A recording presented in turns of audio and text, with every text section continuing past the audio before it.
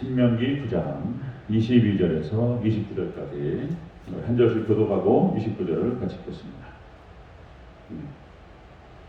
신명기 9장 22절 제가 먼저 읽습니다. 너희가 다베라와 마사와 기브롯 핫디아와에서도 여호와를 경노하게 하였느니라. 여호와께서 너희를 가데스 바네아에서 떠나셨을 때에 이르시기를 너희는 올라가서 내가 너희에게 준 땅을 차지하라 하시되 너희가 너희 하나님 여호와의 명령을 거역하여 잊지 아니하고 그 말씀을 듣지 아니하였나니 내가 너희를 알던 날부터 너희가 항상 여호와를 거역하여 왔느니라. 그때에 여호와께서 너희를 멸하겠다 하셨으므로 내가 여전히 40주 40일을 여호와께 드리고 여호와께 간구하여 이르되 주 여호와여 주께서 큰 위엄으로 성량하시고 강한 손으로 애굽에서 인도하여 내신 주의 백성 그 주의 기업을 멸하지 마옵소서. 주의 돈 마리암과 이삭과 야곱을 선물하사 이 백성이 연약함과 악화지를 보지 마옵소서. 주께서 우리를 인도하여 내신 그 땅 백성이 말하기를 여호와께서 그들에게 허락하신 땅으로 그들을 인도하여 드릴 만한 능력도 없고 그들을 미워하기도 하사 광야에서 죽이려고 인도하여 내셨다 할까 두려워하나이다. 그들은 주의 큰 능력과 크신 팔로 인도해 내신 주의 백성 곧 주의 기업이로소이다 하였노라. 아멘. 네, 감사합니다. 아버지 예수님, 예수님의 은혜와 평강이 넘치시기를 축원합니다. 아멘. 네, 오늘 함께 읽으신 신명기 9장 22절에서 29절 본문을 토대로 성도의 삶의 현장 모습이라는 제목으로 말씀드렸습니다. 성도의 삶의 현장 모습. 가데스 바네아에서 있었던 일입니다. 가데스 바네아. 가나안 땅을 앞에 두고 믿음으로 들어갔으면 그냥 들어간 거였는데 거기서 믿음이 없어가지고 못 들어가고 광야로 돌아가서 고생만 하다가 그렇게 출애굽 1세대들은 인생이 그렇게 해서 마치게 되죠. 가슴 아픈 일인데 이것이 오늘날에도 동일하게 이루어지는 경우가 많습니다. 그래서 우리가 이제 말씀을 잘 묵상하고 우리가 이제 잘 깨달아야 된다. 성도들의 군상의 모습 한번 좀 잘 살펴보도록 하겠습니다. 지금 모세가 이스라엘 백성들의 자만심을 예방하기 위해서 지금 이제 신명기 말씀을 쭉 살펴가는 가운데에서 앞에서 이제 금송아지 우상숭배 사건을 회고하고 그리고 이스라엘의 여러 죄악들을 언급하고 있습니다. 제가 읽질 않았는데 9장 1절부터 21절까지 이제 그런 내용들이 기록됩니다. 뭐 고기 달라고 원망하고 뻑하면 원망하고 불평하고 그런 내용이 나타나요. 가나안 땅에 들어가서 이제 또 자기들이 잘나가지고 또 들어간 줄로 알고 또 이럴 테니까 절대로 니네가 잘해가지고 들어가는 것이 아니다. 이 얘기를 지금 하려고 그러는 거예요. 하나님이 철저한 은혜였다 이런 얘기를 하려고 하는 것입니다.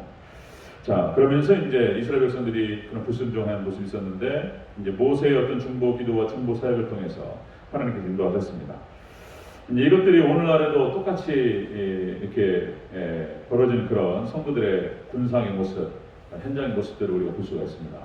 그래서 좀 자세히 살펴보도록 하겠습니다. 자, 성도의 삶의 현장 모습. 첫 번째, 가나안을 정복하라는 명령을 받습니다. 가나안 땅을 정복하라 하는 명령을 받습니다. 23절 초반부를 같이 읽겠습니다. 23절 초반부 시작. 여호와께서 너희를 가데스 바네아에서 떠나게 하실 때에 이르시기를 너희는 올라가서 내가 너에게 준 땅을 차지하라 하시되 아멘. 그 땅을 들어가 차지하라. 하나님 말씀하셨어요. 가데스 바네아에서. 자, 하나님께서 가나안 땅을 정복하라 이렇게 명령하셨어요. 자, 여러분들 이 말씀은 오늘날에도 똑같습니다. 여러분들 하나님 말씀, 하나님 명령을 붙들고 싸워야 될 줄로 믿습니다. 우리에게 주시는 명령입니다. 오늘날도 동일하게 천국을 확장하고 천국을 만들고 하나님 전쟁, 하나님 명령을 딱 부여잡고 가나안 땅을 정복하라. 이 명령을 부여잡고 우리도 싸워야 될 줄로 믿습니다. 우리 성도의 삶의 모습이에요. 가나안 정복 전쟁이라고 하는 것은 앞에도 좀 말씀드렸지만은 영적으로 복음 그러니까 신약 성경과 복음적인 관점을 봤을 때 가나안 정복 전쟁은 천국을 들어가는 전쟁이고 그리고 성화를 의미합니다. 그래서 그 땅의 원주민들을 갖다가 진멸하는 그런 전쟁은 그러니까 우리 안에 있는 죄들을 죽이는 그런 전쟁을 말하는 거예요. 우리 안에 여러 가지 죄악된 것들, 하나님의 뜻에서 벗어나는 모든 여러 가지 습관들과 잘못된 생각들과 뭐 여러 가지 죄악된 것들이 우리 안에 있단 말이에요. 이것들을 싹 죽여야 될 줄로 믿습니다. 이게 정복전쟁이에요. 그래서 이 죄악들을 죽여나갈 때에 우리가 점점점 거룩해져가고 그리고 예수님을 닮아갈 줄로 믿습니다. 이것이 우리 평생이 이루어야 될 작업이에요. 성화. 점점 성화되어 가죠. 예수님을 닮아가는 것입니다.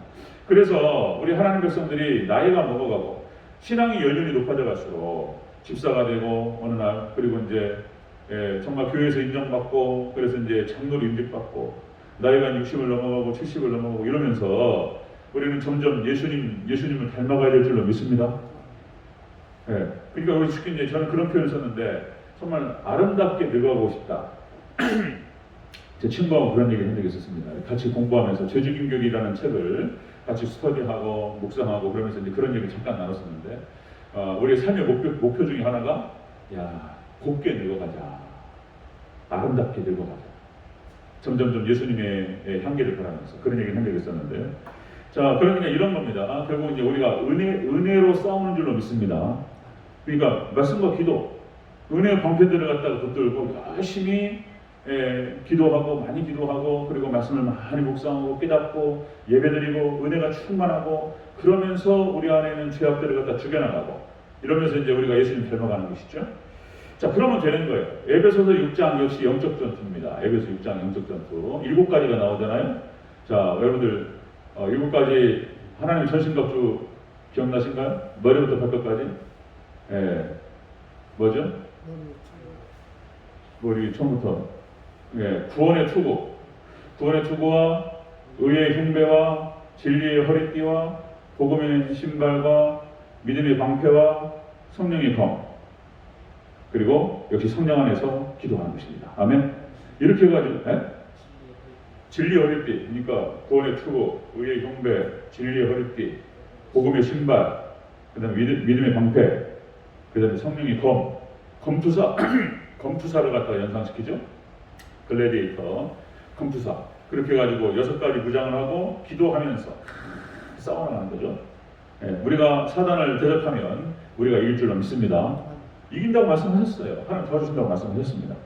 자, 우리는 세상에서 이렇게 하나님께서 우리를 도와주시고 함께 하실 줄로 믿고 하나님만 의지하면서 나가야 될 줄로 믿습니다. 담대하라 이렇게 말씀하셨어요. 하나님께서 삼위일체 하나님의 은혜, 그러니까 예수 그리스도의 은혜와 하나님의 사랑하심과 성령의 교통하심 가운데에서 삼위일체 하나님께서 우리와 함께 하시기 때문에 마귀를 대적하면 도망간다고 말씀하셨어요. 이긴다고 말씀하셨어요. 싸워야 됩니다. 믿으시죠? 싸우라. 담대하게 싸우라는 거예요. 자, 그래서 출애굽 과정에서 애굽 바로 왕과 하나님께서 역사하시기 때문에 초토화를 시켜버려요. 그냥 초토화를. 그리고 여러분들 가나안 정복 전쟁을 치르면서 여호수아를 중심으로 이것을 승리합니다. 이겨요. 싸우면 이긴단 말이에요. 소년 다윗이 골리앗을 넘어뜨릴 때에 그 하늘을 찌르는 그 믿음을 보세요. 막 이긴다는 걸 확신을 가지고 너는 칼과 단창으로 나오지만은 나는 만군의 여호와의 이름으로 나가노라. 내가 너의 목을 베어서 하나님의 살아계심을 이 땅 만방에 알리게 하노라. 이러면서 나가는데 한 방에 보내버려 그냥. 여러분들 우리가 믿음으로 그러니까 골리앗이 앞에 있다 할지라도 하나님께서 역사하실 줄로 믿고 우리가 약속의 말씀 붙들고 나아갈 때 우리가 승리할 줄로 믿습니다. 소년 다윗의 모습. 다윗의 생애가 다 그랬고요. 그 다음에 여호사가, 히스기야, 다 그런 거죠. 다니엘. 믿음의 선진들이 이 땅 가운데서 이 약속의 말씀 붙들고 싸우라. 가나안 정복 전쟁이라고 하는 명령을 받았을 때에 우리가 나가서 싸우면 이길 줄로 믿습니다. 그 약속이 그런 거예요. 자, 시편 27편 14절. 너는 여호와를 기다릴지어다. 자, 강하고 담대하며 여호와를 기다릴지어다. 그 다음에 시편 119편 31절. 내가 주의 증거들을 매달려 싸우니 여호와여 내가 수치를 당하지 말게 하옵소서. 하나님 영광을 위해서 나를 수치당하지 않게 하시고 하나님 승리하여서 하나님께 영광 올려드리게 하옵소서. 이렇게 기도하면서 나아갈 때 하나님께 승리하게 하실 줄을 믿습니다. 자, 저 성도들의 삶의 현장 모습이 그런 거예요. 항상 하나님께서 가나안 정복 전쟁의 명령을 내리셨어요. 자, 그럼 우리는 하나님 말씀 붙들고 싸워야 될 줄로 믿습니다. 이것만 돼. 이것만 하면 돼요. 그런데 그게 안 된다는 거예요. 지금 믿음이 없어가지고. 자, 두 번째 보겠습니다. 성도들의 삶의 현장 모습 두 번째, 이스라엘이 불순종합니다. 우리 23절 전체적으로 같이 읽겠습니다. 시작. 여호와께서 너희를 가데스 바네아에서 떠나게 하실 때에 이르시기를 너희는 올라가서 내가 너희에게 준 땅을 차지하라 하시되 너희가 너희 하나님 여호와의 명령을 거역하여 믿지 아니하고 그 말씀을 듣지 아니하였나니. 아멘. 우리 성도들이 저도 마찬가지지만 믿음이 참 부족합니다. 불순종이 이것이 우리 모습이에요. 이것이 우리 모습. 불순종합니다. 그러니까 하나님을 떠나는 하나님 말씀을 떠나는 이렇게 믿음 없는 모습이 우리의 모습이 있다는 거예요. 그래가지고 또 고생하고 막 이러는 것이죠. 자, 여러분들 우리 인간의 존재가 연약한 존재고요. 여러분들 우리가 하나님 바라보지 않을 때 두려움이 임한다는 것입니다. 하나님 바라보면서 딱 그러면 좋겠는데 온전히 하나님만 바라보면서 여러분들 또 우리가 잘 깨닫고 이 원리들을 잘 깨닫고 오직 하나님만 바라보면서 예수님만 바라보면서 그럼 우리가 풍랑에 무리를 걸어갈 줄로 믿습니다. 그렇다는 거예요. 믿음만 있으면 돼. 분명히 그렇게 말씀하셨기 때문에 말씀을 들고 하나님만 딱 의지하면서 가는 거예요. 그러면 근데 이게 안 된다는 거죠. 이게 믿음이 부족해가지고. 신명기 1장 26절 그러나 너희가 올라가기를 원하지 아니하고 너희 하나님 여호와를 명령을 거역하였습니다. 거역해버렸다는 거예요. 이게 이제 우리 성도들의 믿음 없는 모습의 분산들이 나타납니다. 자, 잠언서 1장 24절 27절 내가 불렀으나 너희가 듣기 싫어하였고 내가 손을 폈으나 돌아보는 자가 없었고 도리어 나의 모든 교훈을 멸시하며 나의 책망을 받지 아니하였은즉 너희의 두려움이 광풍같이 임하겠고 너희의 재앙이 폭풍같이 이르겠고 너희에게 근심과 슬픔이 임하리라. 이렇게 온다는 거예요. 믿음이 없어가지고 온전히 순종하지 못하고 하나님 온전히 의지하지 못하고 말씀을 딱 싸우라고 했더니 도망가버리고 안 해버리고 막 이런단 말이에요. 그죠? 예배 좀 드리자고 했더니 안 나온단 말이에요. 어려워요 이게. 이것만 하면 되는데 그렇게 어렵지 않아요. 좀 근신하면서 하나님 의지하면서 말씀대로 따라가면 되는데 이게 안 된단 말이에요. 자, 성도들의 삶의 현장 모습은 그렇습니다. 하나님 약속의 말씀 붙들고 싸워야 돼요. 그런데 이스라엘은 우리 모습은 연약하여서 이렇게 말씀을 떠나는 믿음 없는 모습을 드러냅니다. 세 번째 보겠습니다. 세 번째 성도들의 삶의 현장 모습 세 번째 하나님의 진노와 모세의 중보 기도의 모습이 나옵니다. 25절 26절 같이 읽겠습니다. 25절 26절 시작.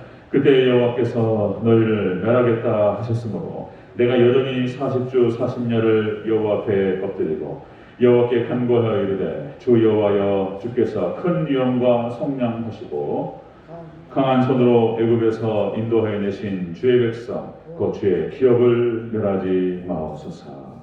아멘. 27절 28절 29절 9구절 막 하나님께서 이 백성을 긍휼히 여기시고 용서해 주시고 하나님께서 멸하지 말아달라고 그 모세가 기도하는 장면이 나옵니다. 자, 이게 무슨 얘기냐면 여러분들 우리들의 모습은 연약하여서 불순종합니다. 그러나 역시 예수님께서 우리를 위하여 중보하시고 간구하시는 줄로 믿습니다. 예수님께서 중보하셨고 이 땅에 인간의 육신을 입고 이 땅에 오셨습니다. 그래서 예수님께서 하셨던 그 사역을 제자들에게 맡기셨고 위임하셨고 지금까지 이렇게 내려오죠. 주의 종들의 사역이 이런 것이죠. 중보 사역을 하면서 기도하고 성도들 위해 기도하고 그리고 말씀을 증거하고 또다시 회개하면서 이렇게 또 가는 거예요. 이렇게 가는 겁니다. 자, 여러분들 아브라함의 중보 사역을 통해서 롯이 구원을 받았습니다. 모세의 중보 사역과 기도를 통해서 이스라엘 백성들이 결국에는 하나님의 은혜를 받고 가나안 땅에 들어갑니다. 자, 모세의 중보 기도의 내용을 보면은 모세가 개인적인 이익과 자기 영광을 위해서 구한 적이 한 번도 없습니다. 하나님 제 이름을 생명책에 채워주시옵소서. 이 백성을 하나님께서 멸하시려고 저도 함께 멸하주시옵소서. 막 이러면서 하나님 용서해달라 막 이런단 말이에요.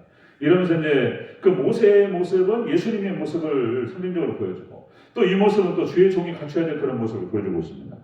자, 시편 106편 23절 여호와께서 그들을 멸하리라 하였으나 그가 택하신 모세가 그 어려운 가운데에서 그의 앞에 서서 그의 노를 돌이켜 멸하시지 아니하게 하였도다.